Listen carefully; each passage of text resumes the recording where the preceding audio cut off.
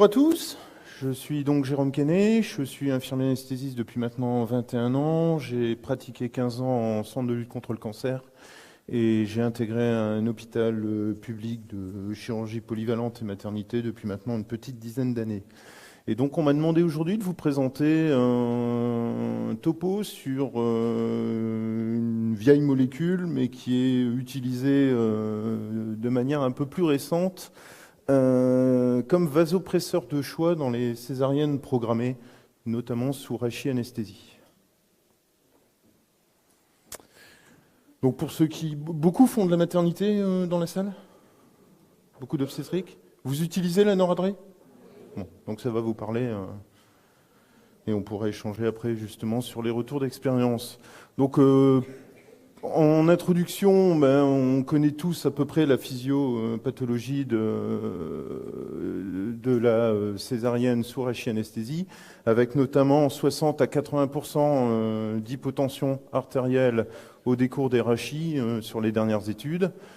On a également une inefficacité qui a été prouvée par de nombreuses études sur le pré-remplissage par cristalloïde. Donc ça, on sait que d'emblée, c'est inutile de chercher à remplir une parturiente par cristalloïde en amont d'une rachianesthésie. Ça ne fonctionnera pas.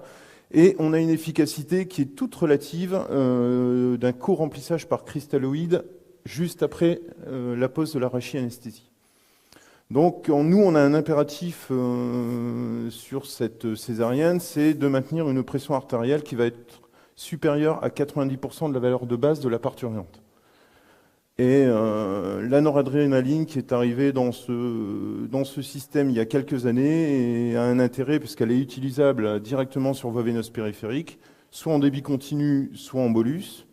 Et elle est en train, je pense, dans beaucoup d'endroits, de s'imposer dans les pratiques quotidiennes comme vasopresseur de référence, avec notamment une préservation du débit utéro-placentaire.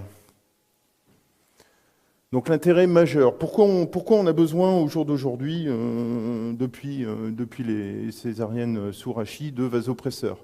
On sait que l'anesthésie obstétricale, c'est un domaine particulier. On a un double impératif. La parturiente et l'enfant à naître. Et donc on doit tenir compte de cet impératif dans nos décisions et dans la balance bénéfice-risque qui est le nouveau-né. On est limité de ce fait dans l'utilisation de thérapeutique du fait de la présence fétale et donc on a cet impératif de maintenir une pression artérielle supérieure à 90% à sa valeur de base. Alors je vais faire quelques topos de physiopathe, je ne vais pas vous embêter trop longtemps avec tous ces trucs-là, mais pourquoi on se retrouve avec une hypotension artérielle au décours d'une anesthésie périmédulaire? Il y a deux mécanismes principaux, l'installation du bloc sympathique, c'est celui qui va nous embêter le plus, le sensitif et le moteur sont plus à destinée obstétricale, celui-là va vraiment nous impacter.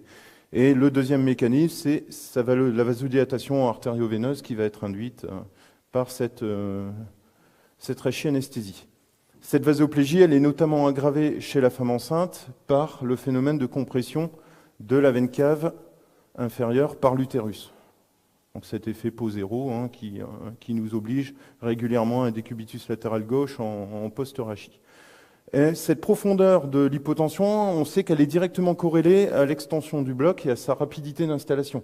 C'est pour ça qu'on va retrouver bien plus d'hypotension au décours d'une rachianesthésie que d'une péridurale. La preuve en est cette nuit, j'ai fait 3 césariennes, 2 sous péri, 1 sous rachis. Les 2 péris n'ont pas eu besoin de noradré, la rachis a évidemment eu besoin de noradré.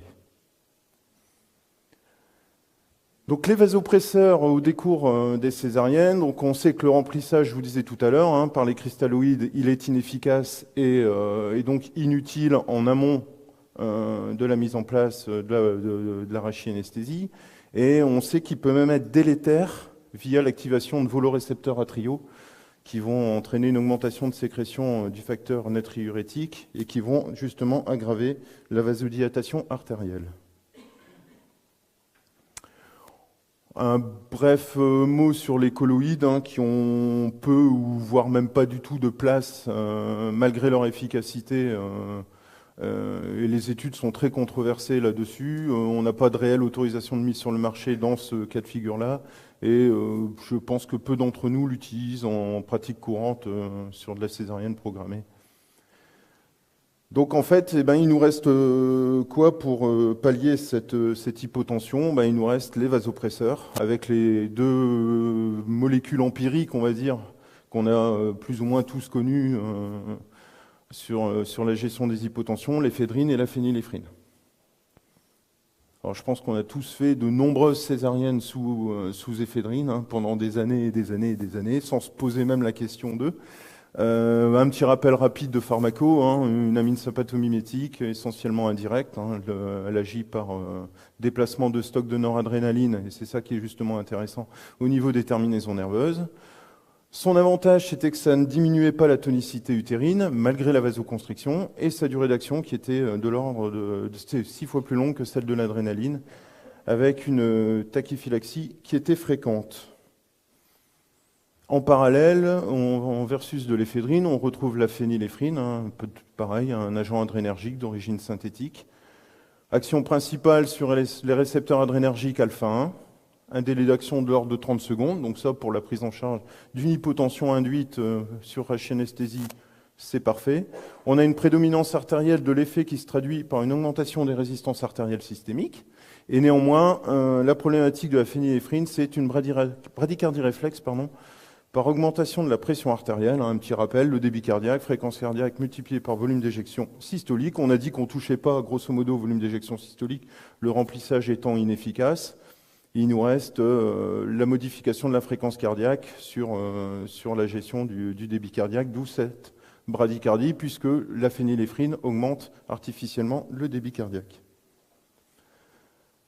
Alors en recommandation initiale, on avait effectivement cette préférence, on va dire, historique à l'éphédrine pendant la césarienne sous rachis. Et on a vu arriver des premières études avec des remises en question au cours des années 2000 sur les méfaits, on va dire, de l'éphédrine dans ce type d'utilisation. Et on a une méta-analyse qui date de 2002, qui commence à être un peu ancienne, mais qui a fait le comparatif éphédrine versus phényléphrine pour corriger l'hypotension au cours des césariennes sous rachis-anesthésie.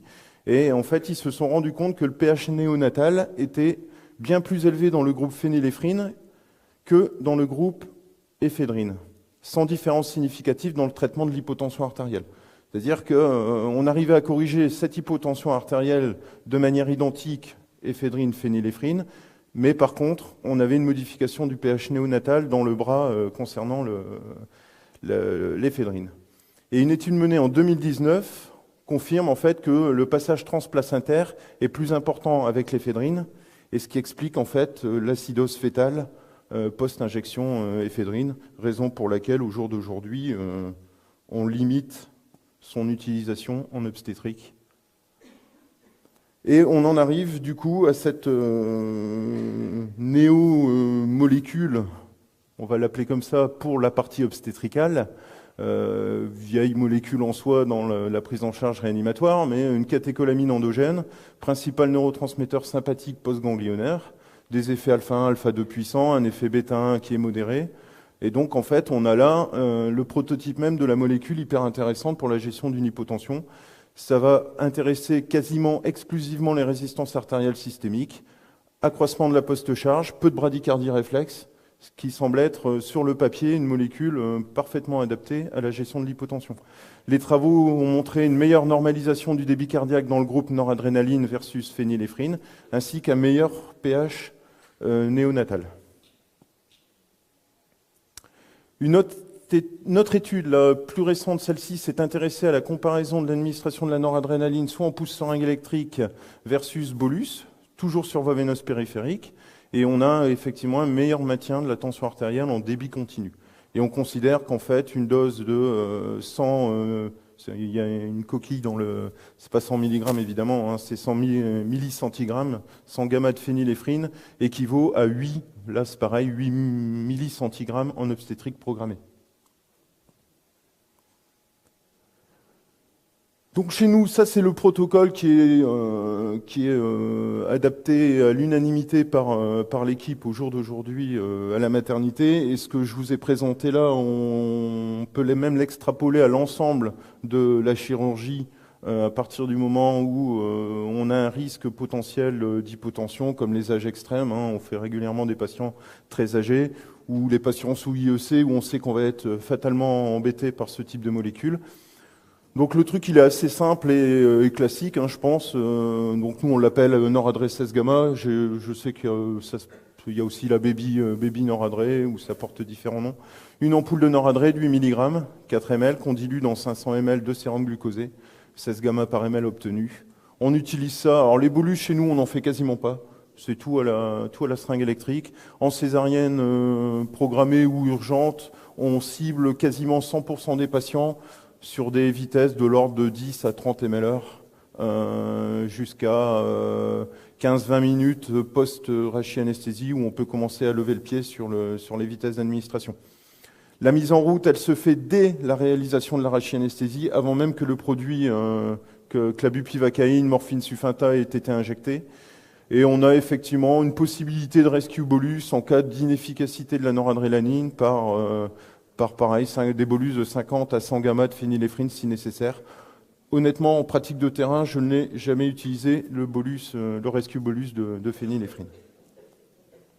Donc en conclusion, par son action puissante et constante sur les récepteurs adrénergiques et sa préservation de la circulation utéroplacentaire, la noradrénaline s'impose de plus en plus comme un vasopresseur de choix pour prévenir l'hypotension artérielle provoquée par la rachis pour césarienne. Et au cours d'un accouchement par césarienne, les travaux ont montré une meilleure normalisation du débit cardiaque dans le groupe des femmes ayant reçu la noradré versus celles qui avaient eu phényléphrine, ainsi qu'un meilleur pH néonatal ou fœtal. Je vous remercie.